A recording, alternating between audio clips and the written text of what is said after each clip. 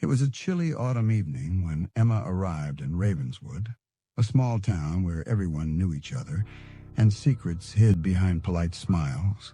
Emma, a young writer seeking peace and inspiration, had rented an old Victorian house on the town's edge, hoping the quiet would help her finish her novel.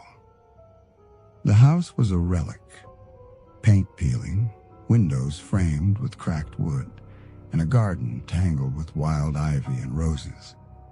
Despite its worn look, something about it felt inviting, like it held stories waiting to be told. On her first night, Emma unpacked and settled by the fireplace.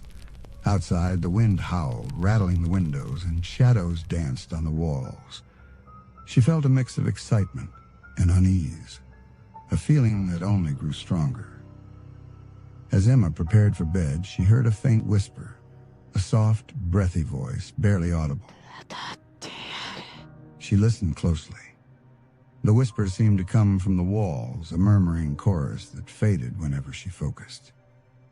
She brushed it off as the wind or her imagination and climbed into bed. But sleep wouldn't come. The whispers returned, clearer, almost pleading. "Help me!" Emma's heart raced. She looked around but saw nothing. The house was silent again, save for creaking floorboards and rustling leaves. Over the next days, Emma explored the house, searching for its story. She found old letters and photos hidden in drawers and behind wallpaper. They told of the Harper family, Margaret, Thomas, and their little girl, Lily. But the letters stopped abruptly, mid-sentence, as if the writer had been interrupted. Emma's curiosity deepened. One afternoon in the attic, she found a dusty leather journal.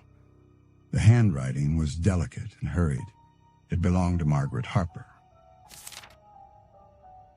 Margaret's entries began with everyday life, garden blooms, children's laughter, changing seasons.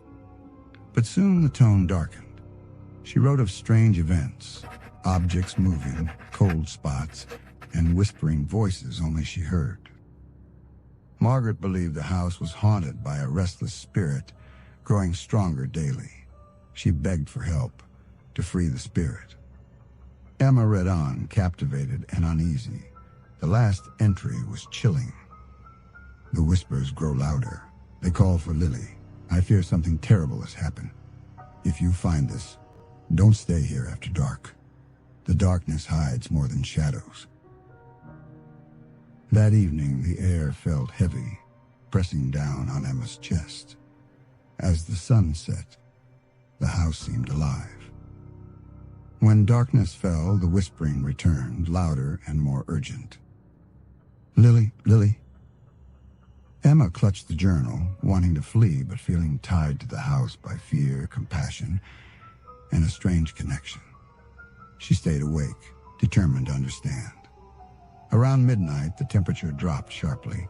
Wrapped in a blanket, Emma saw a faint glow at the hallway's end, a flickering light like a candle. Her heart pounded as she followed it upstairs. At the top, she saw a figure, a little girl, translucent and shimmering, with sad eyes that pierced her soul. "Lily?" Emma whispered. The girl nodded, her voice soft. "Help me." Emma learned Lily had died in the house years ago, trapped by a dark force feeding on fear and sorrow. Margaret's spirit tried to protect her, but both were trapped in despair. The whispers weren't just cries, they were pleas for release. Emma researched rituals and local history.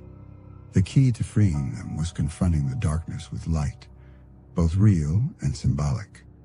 On the full moon, Emma prepared the house. She lit candles, placed protective symbols, and read from Margaret's journal. The house fought back. Shadows twisted, the air froze, and whispers turned to screams. Emma stood firm, voice steady. "Lily, Margaret, you're not alone. I'm here. I will help you find peace." A brilliant light filled the room, shattering the darkness. At dawn, the house felt lighter, warmer, as if a heavy weight was lifted.